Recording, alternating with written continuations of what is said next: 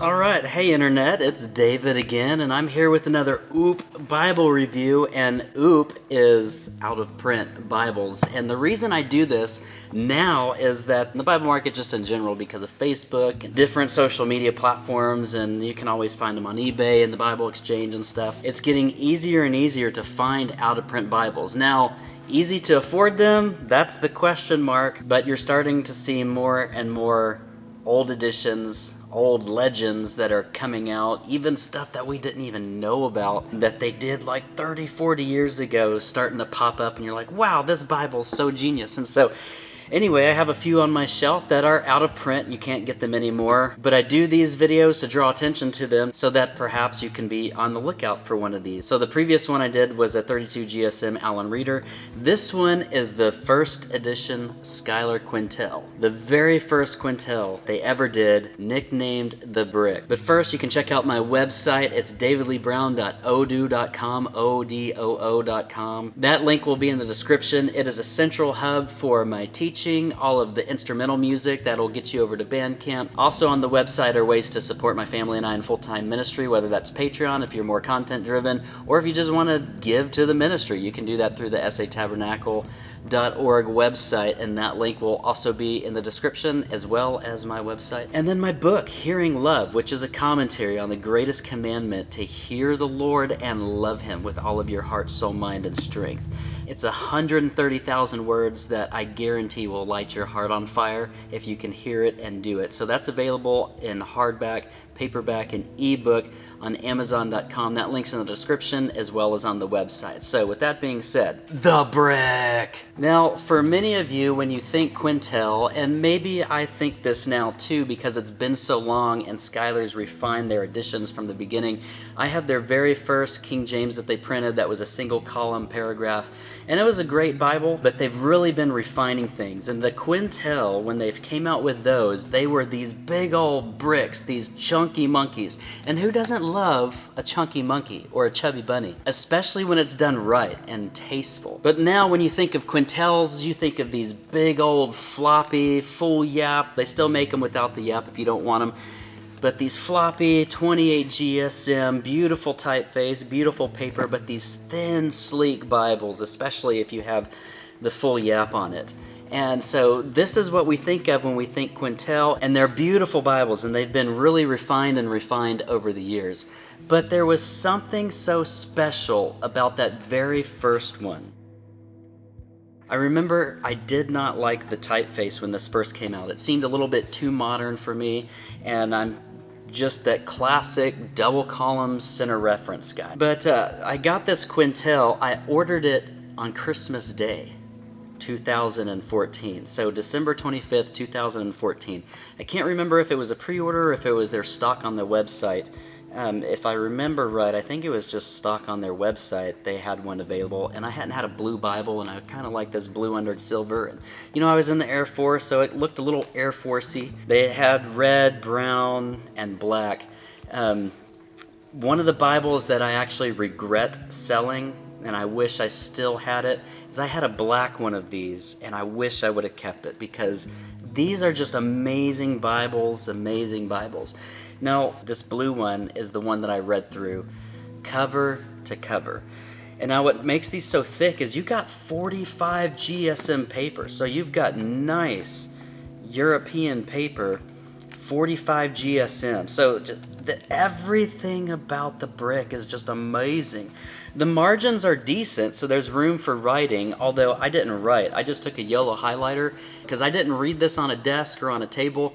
I was literally just in my nice, squishy, comfy chair with this just draped over my lap, and went cover to cover. So there was just something about the size of these first editions that's different than what they're doing now. It seems like a little bit smaller of a footprint because of the margin space. It's still 11-point font, so same size font as in the old one. Now there is one or two typos in this that I found going through it, and of course they've fixed that since. So if you do get a brick, just beware, you're going to have one or two typos in there. One I'm sure of in the Psalms. I think there's a second one, but don't quote me on that. But even so, I'm not a huge fan of chunky monkey chubby bunnies.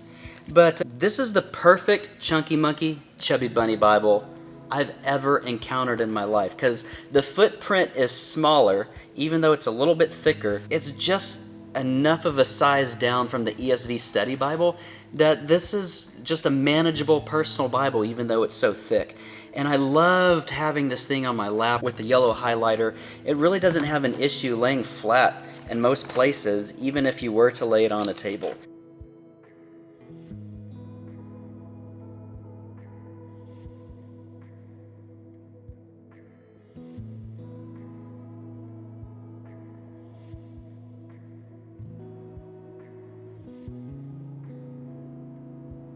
And so here I am in Genesis, and it's laying flat.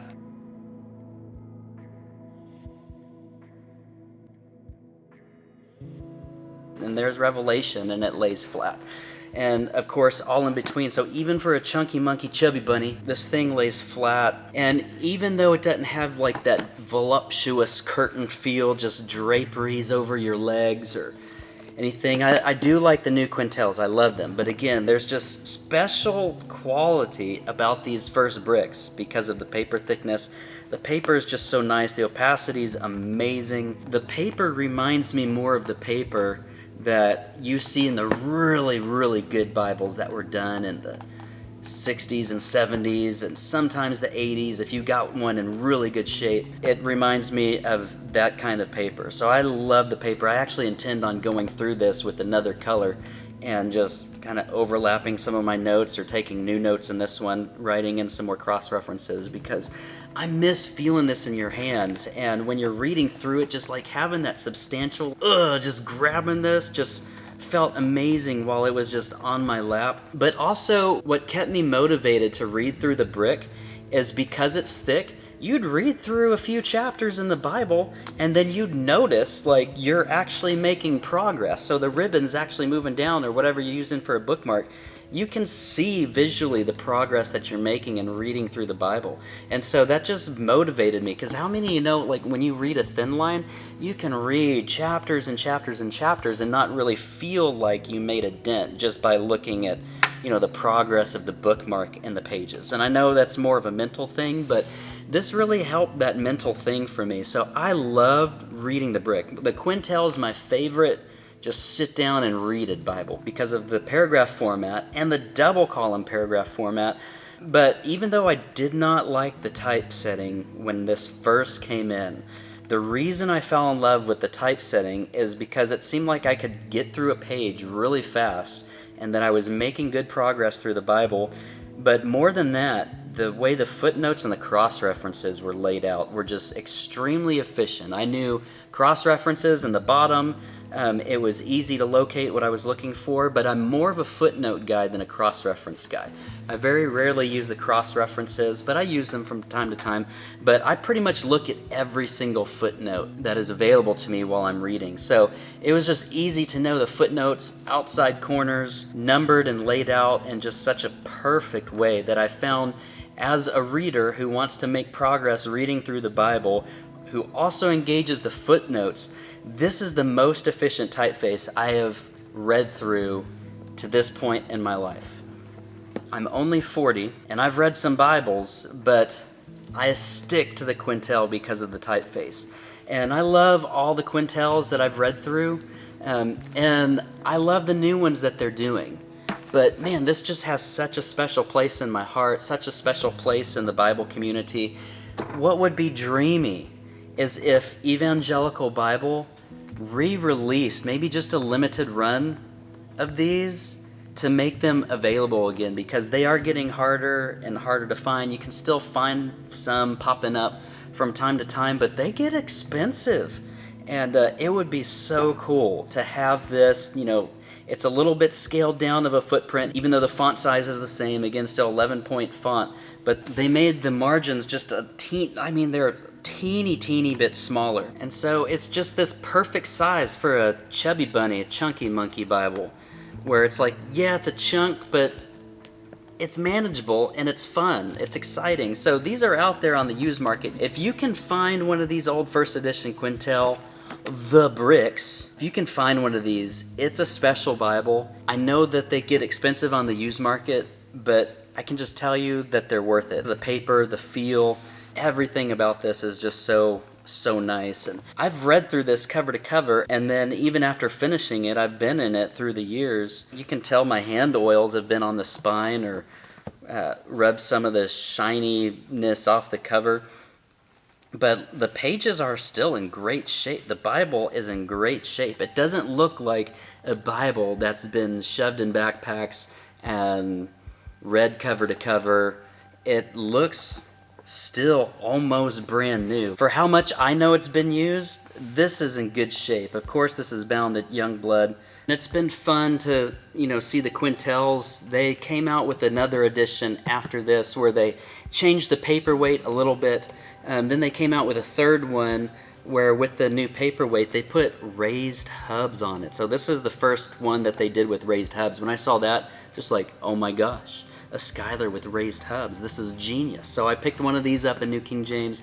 This is another Quentel, a little bit smaller GSM than the Brick, but a little bit thicker than what they're doing now. I can't remember the specific GSM, but this is a nice Bible, but it's that in-between size where it's like, I'd rather you be thick or thin. This kind of had the thick feel, but then also the drapery feel over your lap when they did these second and third ones.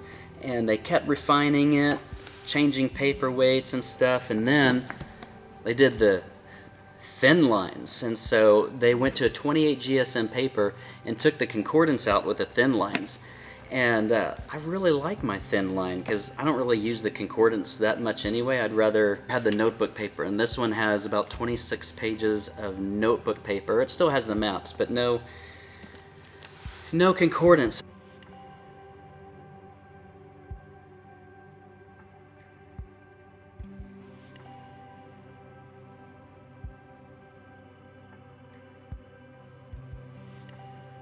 So they came out with the thin lines, and then they started putting the concordance in the back. And this is where they've landed. This is one of my new everyday lovies. I'm currently reading through this one. I've read through this one. And I have to say, after reading through this one and this one, reading through this one now, I love what they're doing today. And I love the very first edition. And so I think those are the two best Quentels in my opinion, because they've really come to a beautiful place of refinement and developing the Quentel. But again, there's just nothing like this first edition. They're glorious, they're amazing, and they're worth what you'd pay for it. And maybe one day Schuyler will re-release these as part of some sort of anniversary thing or something. But man, I feel like this would be such a good reprint.